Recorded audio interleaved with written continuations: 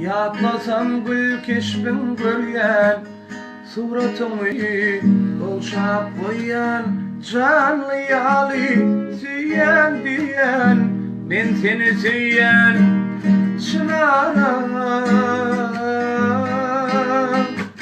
suratına süyen diyen ben seni süyen çınaram.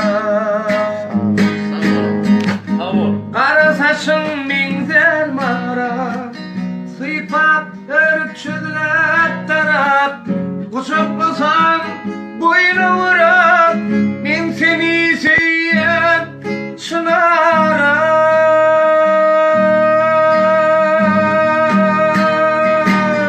Sağ ol. Kucaklasam boynu vurak mar kimin saçlarına